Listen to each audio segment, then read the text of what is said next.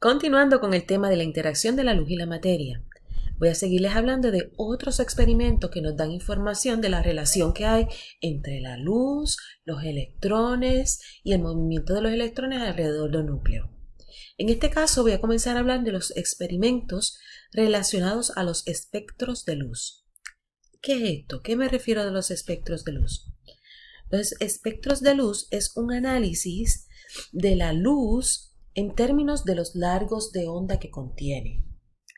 Nosotros conocemos de nuestras clases de física que si pasas un haz de luz blanca a través de un prisma, la luz se separa en los diferentes colores. Esa luz blanca es realmente una mezcla de radiación de diferentes largos de onda dentro de ese rango de luz visible. Así que si tenemos aquí un haz de luz que va en dirección hacia ese prisma, dentro de ese haz de luz tienes todas estas largos de ondas disponibles, todos viajando a la misma vez en ese haz. Cuando entran al prisma, chocan con los diferentes átomos y empiezan a refractarse en diferentes direcciones. Y por eso entonces ves que lo que empieza aquí como una mezcla de largos de onda, al otro lado sale con la luz separada por los diferentes largos de onda. Y así puedes ver los componentes. Se conoce como un espectro continuo cuando se hace este análisis de la luz emitida y al otro lado la separación de los largos de onda es continuo, es decir, todos los posibles largos de onda estaban disponibles dentro de esta luz blanca. Si por ejemplo dentro de esta luz blanca no hubiese habido luz de color amarilla, yo entonces hubiese observado que aquí iba a haber un espacio vacío donde se supone que hubiese estado la luz amarilla. Eso no es continuo. Continuo es que tienes disponibles todos esos posibles largos de onda dentro de esta luz blanca. Ahora, vamos a hacer un contraste entre el espectro que se ve de la luz blanca y el espectro que se obtiene al analizar la luz emitida por gases excitados. Y vamos a ver que no se observan todos los colores de luz. ¿Cómo era el experimento? Se hace como si fuera una bombilla, un envase de vidrio donde se coloca un gas. En este caso se colocó dentro del tubo hidrógeno y alrededor de ese tubo se le pasa una corriente. La idea entonces es que la corriente provee la energía a los electrones en el átomo de hidrógeno para que se alejen del núcleo y cuando se vuelvan a acercar al núcleo, emitan esa energía en forma de luz. Así que de nuevo, los electrones que pasan por aquí chocan con el gas, haciendo que los electrones se exciten, se alejen de los átomos y cuando regresan se emite luz. Esa luz se puede pasar por un prisma para separarlas en sus componentes y observa que no hay un espectro continuo, sino que hay un espectro de líneas. Es decir, que dentro de la luz emitida por ese hidrógeno no estaban todos los posibles largos de onda, sino unos largos de onda específicos. Este tipo de espectro es lo que se conoce como el espectro de líneas. Si se hiciera este experimento con otros elementos, se va a notar que el espectro de línea va a ser diferente. Aquí comparo el espectro de línea de hidrógeno y de neón. Es tanta la diferencia entre la luz que emiten los diferentes elementos excitados que estos espectros se utilizan como si fueran huellas digitales del elemento y se utilizan como un instrumento para identificar los elementos debido a la luz que emiten. Cada elemento tiene un espectro de emisión característico. Ahora, este resultado que estamos viendo aquí no es justificado para nada con los conocimientos de física clásica. Así que de nuevo comienzan los diferentes científicos a tratar de entender qué era lo que estaba sucediendo. Una de las primeras personas que logró hacer algunos avances era un científico de apellido Rydberg. Rydberg quería buscar la secuencia matemática que predijera las posiciones de las líneas del espectro de hidrógeno. y obtuvo algo, donde 1 sobre el largo de onda sería este largo de onda observado. 1 sobre el largo de onda es igual a una constante, que después se conoce como la constante de Rydberg, paréntesis, 1 sobre un número entero al cuadrado menos 1 sobre un número entero al cuadrado. Aquí tienes el valor de la constante de Rydberg.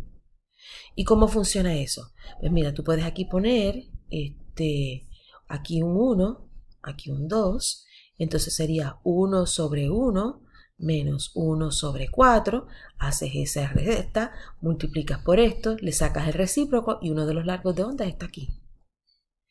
Y si pones aquí entonces un 3 y acá un 4, haces todos los cálculos, le buscas el recíproco y el largo de onda va a identificar otro largo de onda de hidrógeno. Consiguió la secuencia, no había explicación para ella, pero consiguió la secuencia y varias cosas importantes. Requería unos números enteros integrados en incorporados en esa fórmula y que esta fórmula solamente justificaba las posiciones de las líneas de hidrógeno. No funcionaba para ningún otro elemento en la tabla periódica. Así que mucho misterio. El resultado de Rydberg va a ser importante y lo vamos a ver adelante. Pero por ahora solamente tenían esto. ¿Qué está pasando? ¿Qué es lo que está pasando? Lo que se entendía era esto. Alrededor de ese núcleo había un electrón y se pensaba que estaba allí dando vueltas en forma de órbitas. Cuando se le aplicaba una corriente, este electrón va a ganar suficiente energía como para alejarse del núcleo. Pero esto es una posición excitada. El átomo no se va a quedar en ese estado, es decir, el electrón no se va a quedar a esa distancia. Eventualmente va a regresar a otra posición y cuando regresa a esa otra posición, entonces es que se emite la luz. Así que se pensaba que los electrones viajaban en órbitas alrededor del núcleo y también se pensaba que cualquier órbita era posible. Es decir, el electrón podía estar aquí, o aquí, o aquí, o aquí, o acá, o acá, o acá, o acá, o acá. En algún sitio alrededor del núcleo, en cualquier posición, el electrón podía estar presente.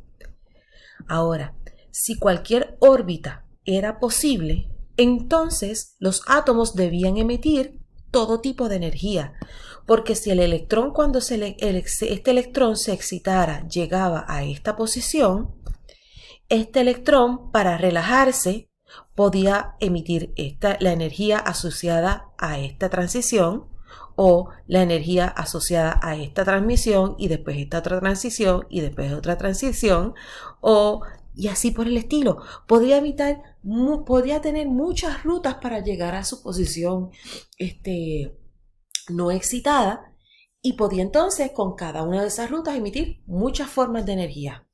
Pero no, solamente se veían luz para unas órbitas, ¿verdad? Luz de unas cantidades discretas.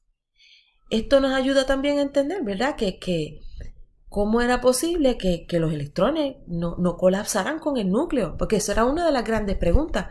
Porque si el electrón es negativo y los protones son positivos, el electrón no colapsa en el núcleo. Así que los espectros de emisión muestran radiación de largos de ondas específicos, energías específicas. La atracción del electrón en movimiento hacia el protón debía reducir el tamaño de las órbitas hasta que el electrón colapsara con el núcleo, pero esto no sucede. El modelo de órbitas para describir el átomo y las leyes de física clásica no estaban explicando las líneas observadas. Se necesita un nuevo modelo. Y aquí viene el trabajo del científico Niels Bohr. Niels Bohr propone lo siguiente. El electrón solo puede moverse alrededor del núcleo en órbitas de ciertos tamaños. Es decir, si este es el núcleo, el electrón puede estar en esta órbita o en esta órbita. No puede estar en ningún sitio intermedio. Y el electrón puede estar en esta órbita o en esta órbita, pero no puede estar en ningún sitio intermedio. Estas órbitas discretas, conocidas también como estados estacionarios, previenen que el electrón colapse en el núcleo. La energía absorbida o emitida por el electrón corresponde a la transición del electrón de un estado permitido a otro estado permitido. Es decir, si el electrón está aquí, se excita y baja, esta es una energía de las líneas que se observa. Si el electrón estaba aquí, mueve para acá cuando absorbe la energía cuando se le aplica corriente y vuelve y cae acá. No va a ser va a ser solamente la energía correspondiente a este brinco directo, no un brinco en un espacio no permitido. ¿De cuánto era la energía de cada uno de estos brincos? Esas energías eran proporcionales a la constante de Planck por frecuencia.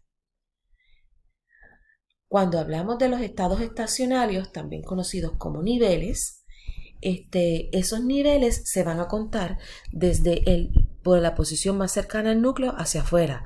Así que tenemos nivel 1, n igual a 1, n igual a 2, 3, 4 hacia afuera. La energía, los cambios en energía de la luz absorbida o emitida van a ser igual a esto, la constante de Rydberg por Hc multiplicado por estos valores, donde n y n eran el número 2 o 1, ¿verdad? Cada uno de estos brincos según la transición que se estaba haciendo.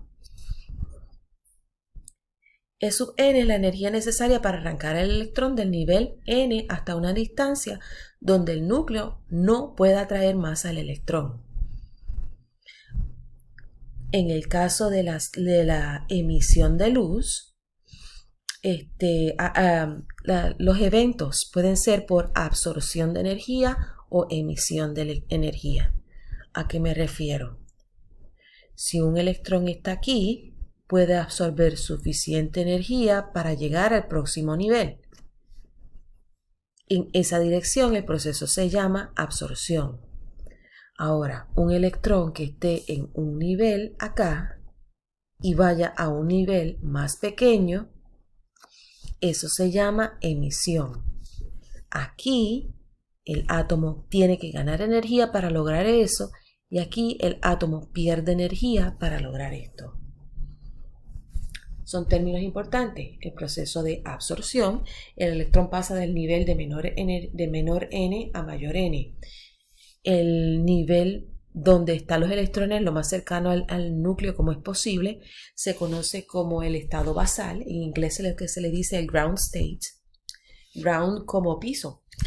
Y cuando esos electrones se van de sus posiciones más cercanas al núcleo a las más alejadas, se dicen que esos son los estados excitados. Solamente se absorben y se emite energía que sea exactamente igual a este brinco. Si la energía era muy poca, no va a haber transición. Tiene que ser exactamente a esa transición. Así que aquí tenemos el término de absorción, también tenemos el término de emisión, que ya ahí entonces el electrón en un estado excitado libera energía y la libera en forma de un fotón, la libera en forma de luz.